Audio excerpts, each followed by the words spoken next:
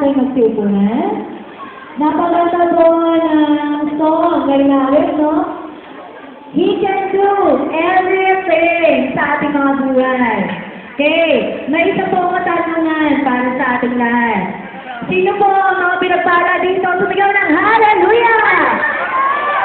Aba, napakarami.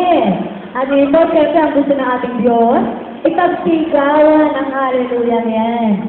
Sino po kaya ang mag-volunteer na pumunta sa unahan para mag-share ng kabutihan ng ating Diyos? Takbo na! Dali! Sino kaya? Jane daw. What? Hallelujah! Sabi niyo kanina, marami. Diba? Dahil sumagal ng hallelujah ngayon. Sino po ang gusto na magpatotoo? I am encouraging you, my brothers and sisters. Sabi po, kapag pinagsisigawan natin ang kabutihan ng ating Panginoon, siya po ay nagagalak. Hindi po sapat na siya ay awitan. Siya ay papurihan. Dapat po, sinishare natin sa lahat ang gratefulness sa ginagawa niya sa ating mga buhay. Amen po ba? Oh, amen. So, sino po gusto mag-volunteer? Sino? Tayo na! Tayo na! Wala akong tatawagin. Stand up! Sige po, paburihan natin. Why, Mr. Dita? Salamat! Hallelujah!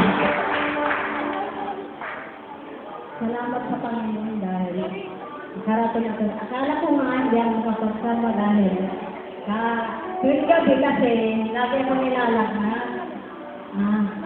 Sabi ko kagabi, Lord, bakit siguro baka hindi ako makadala dito?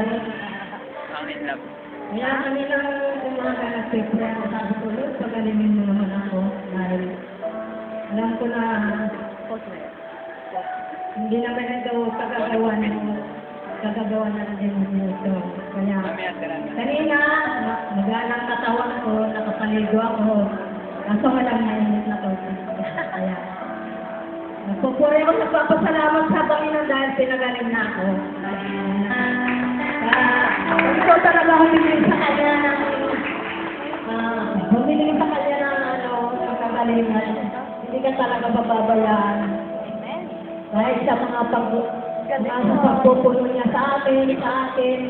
Dahil Hindi pa nag-intro, sinorkat na yung kanta. napagkakayan ko nga siya talaga nga siyang ating Diyos na buhay na siyang nilikuran dahil ang mama ni Sambo, isang buwan din na wala ng trabaho pero ngayon nakapasok na siya.